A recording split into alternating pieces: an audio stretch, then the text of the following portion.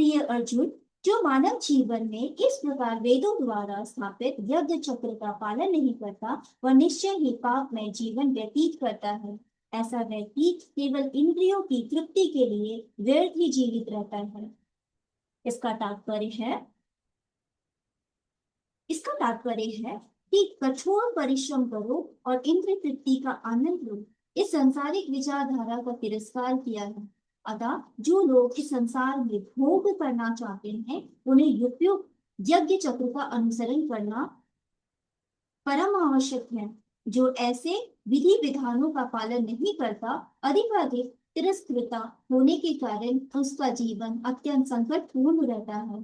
प्रकृति के नियमानुसार यह मानव शरीर विशेष रूप से आत्म साक्षात्कार के लिए ही मिला है ना?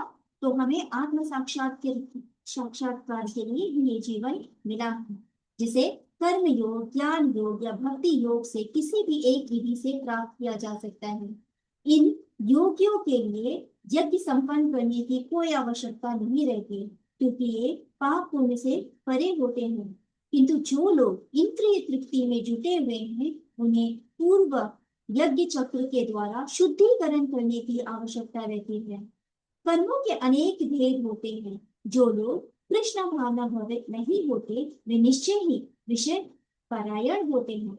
अतः उन्हें पुण्य कर्म करने की आवश्यकता होती है। यज्ञ पद्धति इस प्रकार सुनियोजित की है कि विषयोन्मुख लोग विषयों के फल में फंसे बिना अपनी इच्छाओं की पूर्ति कर सकते हैं।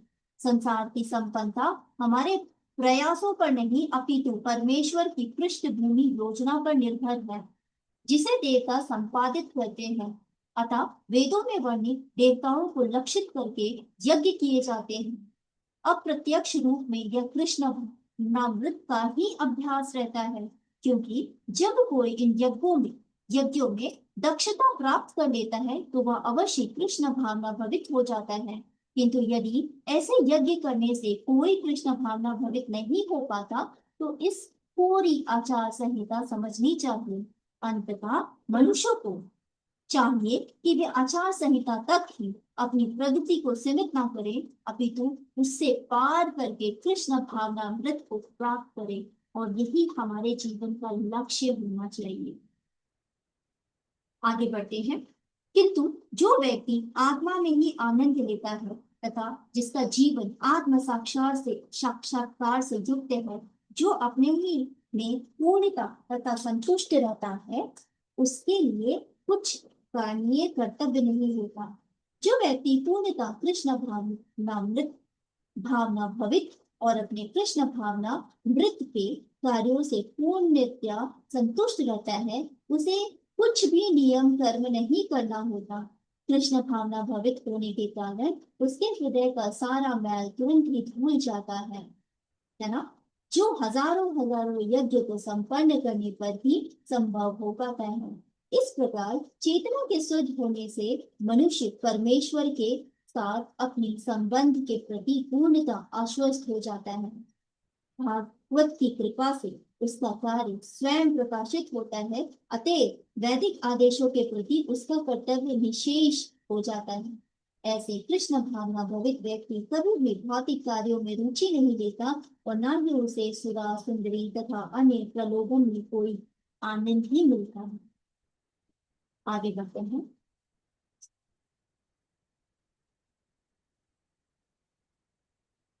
स्वरूप सिद्ध व्यक्ति के लिए ना तो अपने नित्य कर्मों को करने की आवश्यकता रह जाती है, न ऐसे कर्म करने का कोई कारण ही रह जाता है। उसे किसी अन्य जीव पर निर्भर रहने की आवश्यकता भी नहीं रह जाती।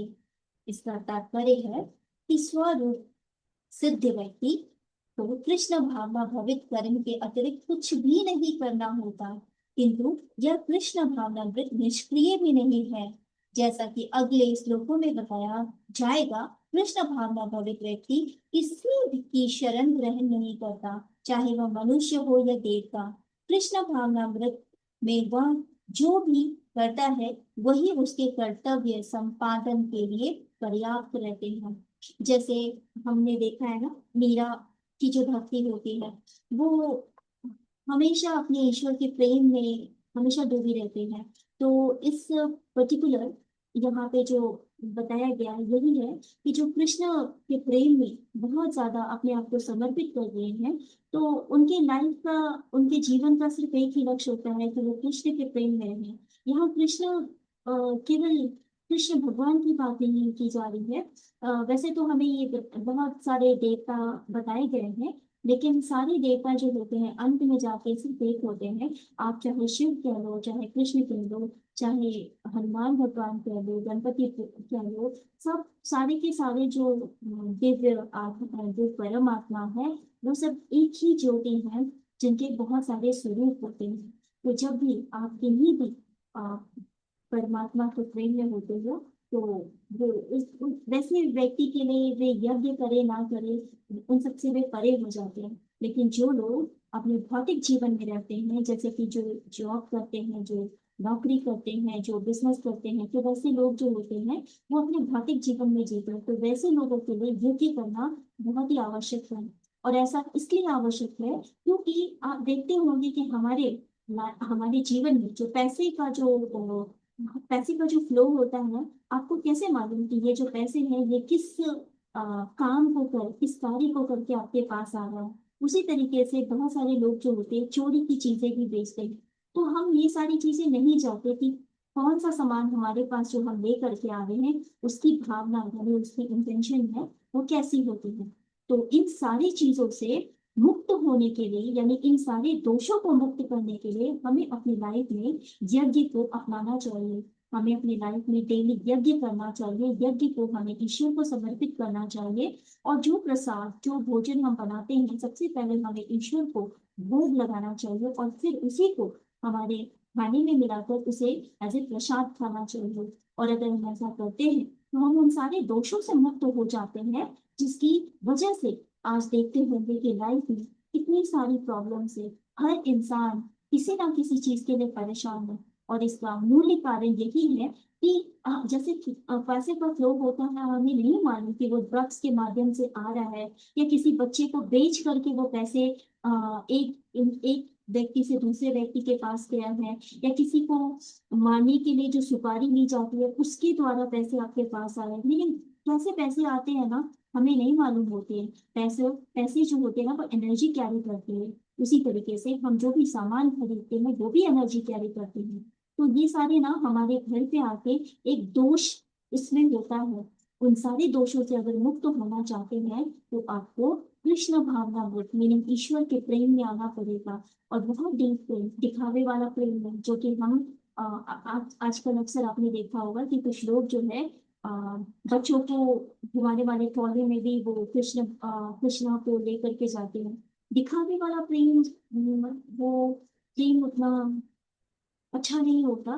प्रेम तो वैसा है जैसा राधा ने कृष्ण से किया, प्रेम तो वैसा है जैसा मीरा ने अपने भगवान से किया, प्रेम तो वैसा है जैसे माँ पार्वती ने शिव से किया। तो प्रेम जो होता है ना बहुत ही पवित्र होता है ना। अब ये प्रेम जो होता है बहुत ही पवित्र होता है, और ये किसी को दिखाया नहीं जाता, वो तो खुद की भावना होती है। तो इस अध्याय में बस यही बताया जा रहा है कि अगर आप अपने आप को दोष मुक्त करना चाहते हैं तो आपको डेली, आपको रोजमर्रा के जीवन में यज्ञ को शामिल करना पड़ेगा, है ना। आगे बढ़ते हैं। अंततः कर्म फल में आसक्त हुए बिना मनुष्य को अपना कर्तव्य समझकर निरंतर कर्म करते रहना चाहिए, क्योंकि अनासक्त होकर कर्म करने से उसे पर ब्रह्म परम की प्राप्ति होती है। इसका तात्पर्य है, भक्तों के लिए श्रीमद् भगवान परम है और मुक्ति परम है। अंततः जो व्यक्ति समुचित पथ प्रदर्शन पाकर और कर्म फल से अनासक्त होकर कृष्ण के लिए या कृष्ण भावनामृत के लिए कार्य करता है, वह निश्चित रूप से जीवन लक्ष्य की ओर प्रगति करता है। अर्जुन से कहा जा रहा है कि वह कृष्ण के लिए कुरुक्षेत्र के युद्ध में लड़े, क्योंकि कृष्ण की इच्छा है कि वह ऐसा नहीं करे, कि वह ऐसा करे। उत्तम व्यक्ति होना या अहिंसक होना व्यक्तिगत आसक्ति है, किंतु फल के अनासक्ति से रहित होकर कार्य करना परमात्मा के लिए ही कार्य करना होता है। यह उच्चतम कोटि का पूर्ण कर्म है, जिसकी संतुति भगवान कृष्ण ने की है। नियत यज्ञ जैसे वैदिक अनुष्ठान उन पाप कर्मों की शुद्धि के लिए किए जाते हैं जो इंद्रिय तृप्ति के उद्देश्य से किए गए हैं। किंतु कृष्ण भावनामृत में जो कर्म किया जाता है वह अच्छे या बुरे कर्म के फलों से परे है। कृष्ण भावना भावित व्यक्ति में फल के प्रति लेश मात्र आसक्ति नहीं रहती। वह तो केवल कृष्ण के लिए कार्य करता है। वह समस्त प्रकार के कर्मों से रत न रहकर पूर्णतः अनासक्त ही रहता है। यहाँ मैं आपको बताना चाहूंगी कि हम अपनी लाइफ में जो भी काम करते हैं हम किसी उद्देश्य से करते हैं। और हम हमेशा जब हमारे कार्य नहीं हो रहा होता है तो हम हमेशा चिंतित हो जाते हैं कि हमारे कार्य नहीं हो रहे। ऐसा इसलिए होता है क्योंकि हम उस कार्य को ईश्वर को समर्पित करके ही नहीं करते। हम उस कार्य को ये समझते हैं कि ये तो मेरे द्वारा हो। तो जो भी इंसान ये समझता है कि मेरे द्वारा, बहुत सारे लोग होते हैं ना वो अपने माता पिता के ऊपर कुछ खर्च करते तो वो ये ऐसा समझते हैं कि मैं खर्च कर रहा हूँ, मैंने पैसे कमाए तो मैं तुम्हें पैसा दे रहा हूँ। या कभी कभी माता पिता भी अपने बच्चों को ऐसा बोलते हैं कि जो तुम आज कर रहे हो वो मेरे द्वारा किया गया। तो ये सब जो बात है ना ये सब हम लोगों को एक ये सोच ये ऐसा दर्शाता है कि हमने किया हुआ है। लेकिन सत्यता को अगर आप गहराई से समझो तो आपको ये पता चलेगा कि जो भी चीज हो रहा है इस पूरे सृष्टि में ये सारी चीजें परमात्मा से होकर हो रही है। अगर आज आप अच्छे जॉब में हो, आपको अच्छी सैलरी मिल रही है, आप अच्छा कमा रहे हो, अच्छी तरह से खा पी रहे हो, आपका परिवार अच्छा है, तो ये भी परमात्मा की ही ब्लेसिंग है जो कि आपके ऊपर है। किसी किसी लोग को ऐसा होता है कि वो बहुत कष्ट सह रहे होते हैं और वो बोलते हैं कि भगवान मैंने ऐसा क्या पाप किया जिसकी वजह से ये सब कुछ मुझे सहना पड़ रहा है। तो यहाँ पे मैं आपको बताना चाहूंगी, देखो ईश्वर जो होते हैं वो अपने बच्चों से बहुत प्रेम करते हैं। वो कभी भी अपने बच्चे को दुर्व्यवहार या मतलब ब्लेसिंग ऐसा नहीं कि वो मतलब उसको कष्ट देना चाहते हैं। हम अपनी लाइफ में अगर थोड़ी सी भी कष्ट पा रहे हैं, किसी भी कारण से कष्ट पा रहे हैं, तो ये इसका कारण हो सकता है हमारा प्रारब्ध या हमारे लिए हुए डिसीजन जो कि हमने अपने लाइफ में कभी ना कभी लिया होगा, उसकी वजह से ये प्रॉब्लम होती है।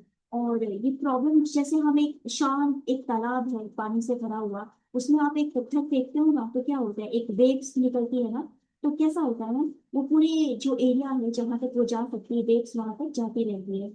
वो शांत पानी को बिल्कुल अशांत कर देती है। तो जब भी कभी हम कोई डिसीजन लेते हैं ना तो उसके एक ही रिजल्ट नहीं आते, उसके जो रिजल्ट होते हैं ना उसके जो वो बहुत ज्यादा वेग की तरह फैला होता है। और जब वो पलट कर हमारे पास वापस आता है किसी भी रूप में, चाहे तो रिलेशनशिप के रूप में या फाइनेंशियल लैक के रूप में या तो फिर हेल्थ के रूप में, तो हमें लगता है कि हमने ऐसा क्या पाप किया था जिसकी वजह से आया है।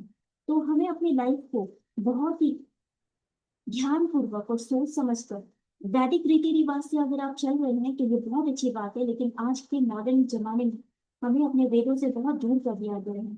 आज हम छोटी छोटी रिचुअल्स को एक उसको समझते हैं कि ये सारी जो रिचुअल्स है, ये सारी रिचुअल्स जो है ये अंधविश्वास है और हम उसे पूरा नहीं करते। हम उसे सोचते हैं कि ये दादी नानी की ही चीजें हैं, ये हम मॉडर्न लोगों के लिए नहीं है। लेकिन ये बिल्कुल भी असत्य है। हमें वैदिक रिचुअल्स को पूरी तरह से मानना चाहिए। और ये वैदिक रिचुअल को मानने का ये गारंटी नहीं है कि आपके प्रारब्ध रुक जाएंगे। हाँ, आपके प्रारब्ध में आपने जो भी घनिष्ठ पाप किए होंगे उसकी उसका जो आपको फल मिलने वाला होगा उसकी डेंसिटी उसकी थोड़ी डेंसिटी कम हो सकती है। लेकिन जो आपने कर्म कर दिया वो तो एक तीर की तरह है जो कि आपके धनुष से निकल चुका है, वो आपका बाण ऑलरेडी निकल चुका है। तो उसकी जो रिजल्ट है वो तो आपको मिलनी ही पड़ेगी, किसी भी रूप में आपको मिलेगी, वो मिलेगी, हर किसी को मिलेगी, है ना। जिस तरह सबका अपना प्रारब्ध होता है, सब में अपने पाप और पुण्य किए होते हैं, तो वो सबको मिलते ही मिलते हैं। तो इसीलिए हमें इस अध्याय में ये बताया जा रहा है कि हम जो भी कार्य करें, आप बिजनेस कर रहे हो, जॉब कर रहे हो, आप अपने माता पिता का देखभाल कर रहे हो या माता पिता अपने बच्चों का देखभाल कर रहे हैं, कभी भी ये नहीं सोचने का कि ये मेरी वजह से हो रहा है। अगर आप सैलरी दे रहे हो अपने आपके साथ में कोई नौकर भी हम रोजमर्रा की लैंग्वेज में बोलते हैं, लेकिन जो आपके अंदर काम कर रहा है, आपके अंतर्गत काम कर रहा है, अगर आप उसको सैलरी भी दे रही हो तो आपके पास जो पैसे आ रहे हैं ना वो ईश्वर की कृपा से आ रहे हैं। तो हर चीज ईश्वर की कृपा से ही होता है। इस बात को आप जितनी अच्छी तरह से समझ सकते हो तो वो आपकी लाइफ में आपको भगवत प्रेम की तरफ और लेके जाएगा, है ना। तो ये चीज आप अपनी लाइफ में याद रखिएगा और इसको फॉलो कीजिएगा। क्योंकि आजकल जो इतनी सारी प्रॉब्लम्स हो रही है ना, क्योंकि हम इन सारी चीजों को नजरअंदाज करते हैं। आज मुझे बताओ, आप अपने पड़ोसियों में देखो कि कितने लोग हैं जो कि वेद के रिचुअल्स को फॉलो करते हैं। बहुत कम लोग होंगे, लेकिन अभी भी ये चीज हमारे संस्कार में है। ऐसा नहीं कि पूरी तरह से लुप्त हो चुका है।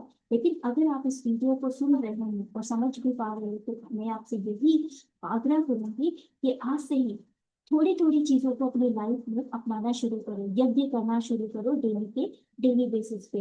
यज्ञ करने का मतलब ये नहीं कि आपको बहुत बड़ा सा उपाय, बहुत बड़ा सा यज्ञ का वो सारी चीजें तो अरेंजमेंट्स करनी पड़ेगी। 10 मिनट का यज्ञ भी होता है। सीखने की अपने अंदर से जिज्ञासा होनी चाहिए। कैसे यज्ञ होता है, अगर आप यूट्यूब में डालोगे 10 मिनट में, तो वो भी आपको मिल जाएगा।